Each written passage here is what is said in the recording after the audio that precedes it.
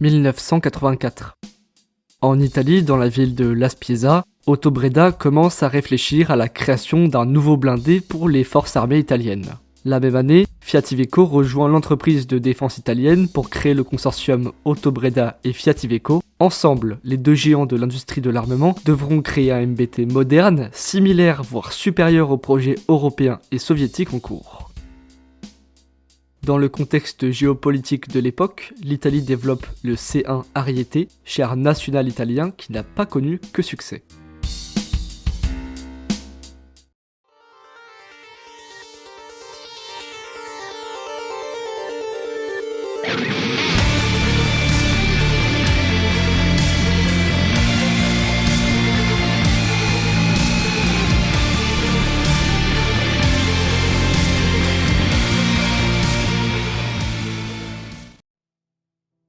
Dans les années 1980, l'armée de terre italienne, ou Esercito Italiano, est grandement vieillissante.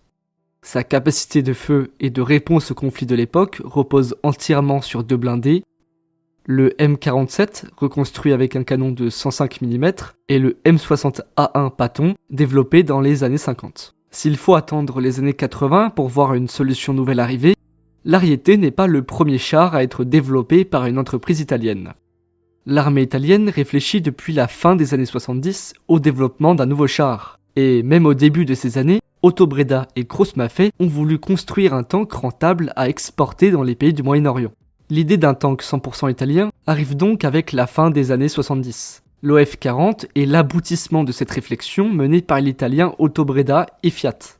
Il est créé dans le but de satisfaire le marché de l'exportation. 36 OF-40 MK1 seront produits avec 3 blindés supplémentaires dans une configuration dépannage. L'OF-40 possédait un 105 mm au temps de 52 calibres avec une réserve de 42 munitions. Le grand problème étant la stabilisation, l'armement n'est pas stabilisé donc le tir en marche était impossible. La tourelle de l'OF-40 MK1 était un dérivé de la tourelle du Leon, elle-même grandement inspirée du Léopard 1A3 et A4, et pour finir, niveau propulsion, on retrouvait un moteur diesel MTU MB838 CA M500. La version Mark II corrige les défauts du Mark I, avec l'ajout d'une stabilisation mais aussi de nouvelles optroniques. Malgré l'abandon du programme faute de clients, le blindé verra une variante assez connue, l'automatique, une solution anti-aérienne sur châssis d'OF-40 avec un canon naval Autobreda de 76 mm rendu populaire par des jeux comme Wargame Red Dragon. La vraie victoire du châssis OF-40 est son intégration dans le système d'artillerie Palmaria de 155 mm exporté en Libye mais aussi au Nigeria. Au total, c'est plus de 300 véhicules basés sur l'OF-40 qui seront produits toutes versions confondues. Bien sûr, Autobreda ne s'arrête pas sur cette défaite pour la production d'un char de combat, cette défaite qui est d'ailleurs connue pour avoir lancé le programme Ariete, car oui, l'Italie ne se résigne pas et compte bien créer son propre MBT. En 1984, le consortium Autobreda et Fiat Iveco se répartissent les tâches pour fournir un char de combat moderne à l'armée italienne avant l'année 2000. Autobreda, renommé en 2001 Automelara, est devenu une filiale de Leonardo, se charge du châssis, mais aussi de fournir une tourelle moderne et blindée, ainsi qu'un armement qui se doit d'être de 120 mm, une norme, ou plutôt une obsession pour l'époque. De son côté, Fiat Iveco, aujourd'hui intégré dans CNH Industrial, est chargé de la motorisation, mais aussi de la partie transmission et suspension. La firme doit donc fournir la mobilité du véhicule, tout en prenant en compte le poids estimé du blindé pour décider de la bonne puissance que devra fournir le bloc moteur. En 1986, le consortium fournit le premier prototype, suivi de près par 6 engins de pré-série. Entre 1995 et 2002, 200 exemplaires du char nommé C1 Ariete sortent des usines contre 300 prévus initialement, tous destinés à l'armée italienne. Le char n'a jamais été exporté à cause de son prix exorbitant à l'époque et, ayant été peu mentionné, a été vu par les potentiels acheteurs comme une solution incertaine, ce qui fit la bonne fortune des Léopard, Leclerc et Abram. Essayons ensemble de répondre à différentes questions. Quelles sont les caractéristiques du C1 Ariete, mais aussi et surtout, pourquoi en parle-t-on si peu? Parlons tout d'abord caractéristiques. L'Ariete pèse 54 tonnes et 60 tonnes avec ajout de surblindage. En comparaison, le char anglais Challenger 2 pèse entre 64 et 74 tonnes pour une puissance massique de 19 chevaux par tonne contre 29,9 chevaux par tonne pour le C1 Ariete. On peut déjà constater le faible poids du char italien qui bride fortement son blindage mais qui est profitable en termes de mobilité et de vitesse sur le terrain, pouvant atteindre 65 km/h sur route contre un peu moins de 60 pour son homologue anglais. Pour les dimensions, le char a une silhouette standard, une hauteur de 2,5 mètres, une longueur de 7,6 mètres et 9,6 mètres en incluant le canon, et une largeur de 3,6 mètres, lui donnant donc une allure de char standard pour un poids inférieur à la moyenne des MBT occidentaux. Fiat a choisi comme motorisation un V12 MTCA turbodiesel à 12 cylindres, fournissant une puissance de 1275 chevaux, un moteur légèrement moins puissant que les 1500 chevaux développés par un Charles Leclerc par exemple. Cette motorisation permet un franchissement d'obstacles à 65 degrés. L'armement du blindé est centré sur la puissance de feu du canon Automelara SPA C1 à âme-lisse de 120 mm, possédant 42 obus répartis dans le char. Parmi ces 42 obus, 15 sont prêts au tir et 27 stockés en réserve. Bien sûr, différentes munitions sont disponibles pour le 120 mm. Les munitions sont au standard OTAN, c'est-à-dire 120 x 570 mm. Le char peut tirer des 120 mm Shard, par exemple, nouvelle munition anti-char de type APF-SDS de Nexter, conforme à la norme STANAG 4385, qui est une norme de standardisation des munitions pour canons à âme-lisse. Cependant, malgré la grande diversité d'obus disponibles, le char bride son canon en tirant des CL3 143 avec une pénétration de 600 mm contre plus de 700 pour les APF-SDS modernes. L'Océan peut bien sûr tirer des obus flèches ou encore des munitions à fragmentation. Le canon de 120 est doté d'un système permettant l'évacuation des fumées et est suppléé par deux mitrailleuses Beretta MG 4259 de 7,62 mm, une en coaxiale et une autre sur la tourelle qui est manuelle et non installée dans un tourello téléguidé comme on pourrait retrouver sur certains Léopard 2A7 et certaines versions du M1 Abrams. L'équipage est composé de 4 hommes, pilotes, commandants, tireurs et pourvoyeurs, 4 hommes car le canon est rechargé manuellement. Pour revenir à la mitrailleuse, sur la tourelle, son utilisation compromet la vie d'un des 4 membres du char, ce qui est un point noir du véhicule. La stabilisation du char est hydraulique, permettant de garder la cible dans l'axe de tir pendant que le C1 est en mouvement, un peu à l'image du Leclerc. Le C1 Ariete peut donc engager des cibles en roulant avec une très grande précision. À l'intérieur, on retrouve des équipements assez modernes. Le tireur possède un moniteur de télévision avec imagerie thermique et le char possède aussi un ordinateur de bord qui calcule en avance la potentielle trajectoire d'un obus tiré par l'Ariete en prenant différents facteurs naturels en compte, comme le vent ou plus généralement les conditions météorologiques, mais aussi des facteurs technologiques comme les informations fournies par le télémètre laser. La conduite de tir est quant à elle italienne, la OG14L3 Terms de Galileo Avionica, qui est un SCT moderne dans les années 90. Théoriquement à l'époque, on est sur un des meilleurs systèmes de conduite de tir, mais cette affirmation est contestable. Lors d'entraînements sur cible, on a pu voir une grande dispersion des tirs du MBT italien, mais rien ne prouve vraiment les problèmes du système, aucune performance réelle et commentaires n'ont été faits sur le potentiel problème. Niveau protection, le C1 Ariete dispose d'un blindage en acier soudé qui est renforcé sur l'avant de la caisse. Si le blindage est classifié pour des raisons de secret militaire, on sait du moins qu'il serait supérieur à celui du Léopard 2A4.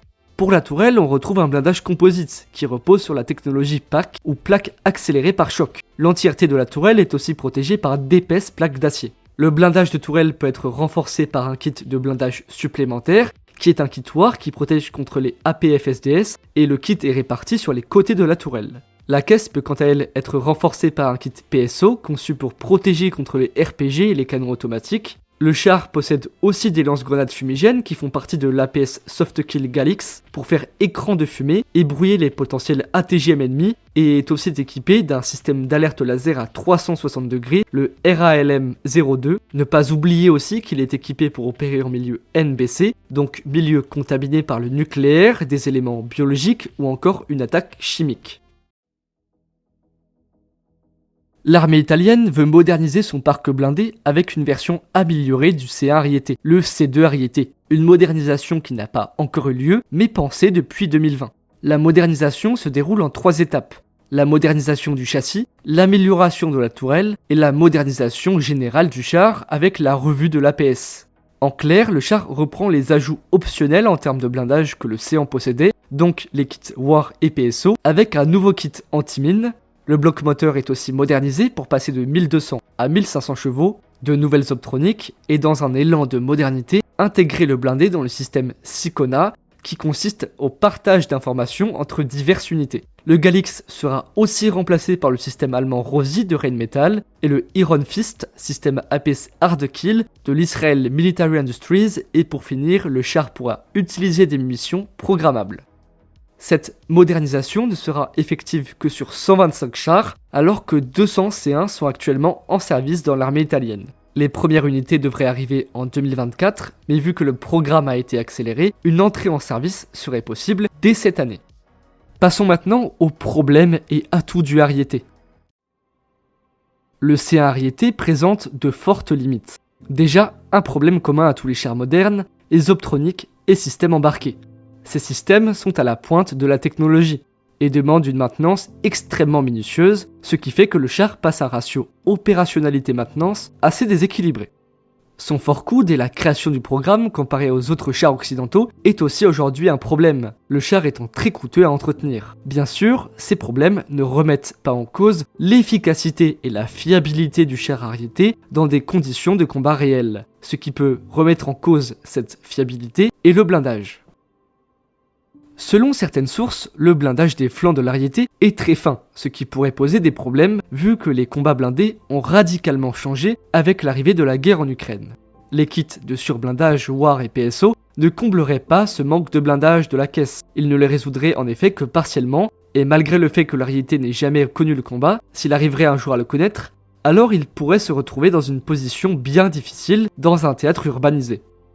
À l'avant du C1, on retrouve 2 plaques inclinées de blindage d'acier, la plaque supérieure qui se compose d'acier et la plaque inférieure se composant de seulement 50 mm de blindage espacé, avec tout de même un blindage composite, mais on ne sait pas vraiment où se situe la couche. N'importe quel obus moderne traverse sans souci le soi-disant blindage. En comparaison, un M60 Patton possède un blindage frontal sur la caisse compris entre 85 et 249 mm, soit jusqu'à 5 fois plus que l'Ariete qui est d'une génération au-dessus. La tourelle, sans ajout de kit de surblindage, est pénétrable par la plupart des obus modernes, même à plus de 2 km à cause de son très faible blindage. L'Ariete de face ne ferait aucunement le poids contre un T90, mais aurait des facilités face à un T72 ou un T64, car il a été pensé pour les affronter. Le C2 Ariete, par contre, lui, peut tenir tête à un T90. On pourrait se poser la question de pourquoi le char est si peu blindé. La réponse est simple, son blindage était très correct quand il a été pensé lors de son développement. Cependant, les chars ont évolué, le rendant totalement obsolète.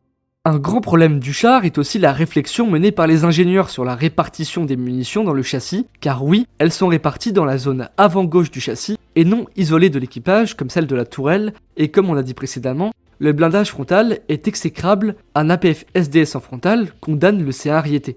C'est sans parler de ses munitions pour le canon L44, comme on a dit dans la partie caractéristique, le char se bride en refusant la modernité des nouveaux obus. Cependant, le C1 Ariete n'a pas que du mauvais, et heureusement. Sa mobilité reste très bonne encore actuellement, et avec ses chenilles, il peut s'adapter facilement et rapidement à différents types de terrains. Si les systèmes et optroniques sont des problèmes, ils sont aussi des atouts. Ils donnent au char une réactivité rapide et une capacité de détection conséquente avec les systèmes de détection des menaces. Ne pas oublier que tous ces défauts sont constatés, mais pas prouvés, vu que le char n'a jamais été déployé conséquemment en dehors de l'opération Antica Babylona en Irak. L'Ariete est très fortement comparé à son homologue britannique Challenger 2. À cause de la tourelle, certains disent même qu'il serait une combinaison d'un Léopard 2 et d'un Challenger 2. Cependant, la ressemblance est bien qu'esthétique et aucunement technique, les deux chars n'ont rien à voir. Alors pourquoi l'Ariete semble être l'ombre des autres chars occidentaux ? En clair, pourquoi on n'en parle pas ? La question est assez simple, et la réponse aussi. Contrairement à ses homologues, comme le M1 Abrams, le Leclerc ou le Léopard 2, le C1 Ariete n'est pas classé dans le top 10 des meilleurs tanks au monde, classement établi par les spécialistes militaires. Même si les chars présents dans le top 10 des meilleurs blindés du monde varient légèrement, l'Ariete n'est jamais classé. De ce fait, on parle plus du Leclerc, du K2 ou encore du T90 par exemple. L'Ariete n'est pas beaucoup abordé car il est dans l'ombre des chars de combat des grandes puissances occidentales. Sachant de plus que l'Italie ne met que très peu son char en avant. En effet, aucun entraînement n'est communiqué, l'Italie se manifeste peu avec le conflit ukrainien et a refusé une livraison de chars C1, et comme ils ne subissent que peu de modernisation, ils ne génèrent pas de bruit. Selon des sources, la plupart des C-Ariete seraient même en réserve, la capacité blindée chenillée étant quasiment effacée pour laisser place au Santoro sur roue en attendant un nouveau char de combat qui pourrait potentiellement arriver avec le programme MGCS, mais il y a des discussions pour l'achat de 125 Léopard 2 qui compléteront les 125 C2 Ariete. Si on n'en parle pas beaucoup, c'est aussi du fait qu'il a été très peu impliqué dans des conflits, comparé au Leclerc ou encore au M1 Abrams, mais aussi du fait qu'aucun autre pays que l'Italie ne possède le C-Ariete. En conclusion, le char de combat C-Ariete n'est pas un mauvais char pour les années 80-90. Il est devenu de plus en plus obsolète avec le temps à cause du peu de modernisation apportée pour maintenir ses capacités opérationnelles avec les nouveaux enjeux des chars de combat. Il répondait aux exigences de l'armée italienne et au cahier des charges de l'époque, mais se bride lui-même en ne profitant pas pleinement de ses capacités. Il est néanmoins une preuve flagrante de l'expertise militaire italienne en termes de technologie militaire, à une époque où chaque pays était pour une défense nationale. Merci beaucoup d'avoir suivi et regardé cette vidéo. N'hésitez pas à rejoindre le Discord WTITA qui est une de nos sources pour cette rédaction. Nous remercions énormément le gérant qui nous a aidés dans nos recherches. Rejoignez aussi notre Discord qui est en description et pensez à vous abonner. À samedi prochain.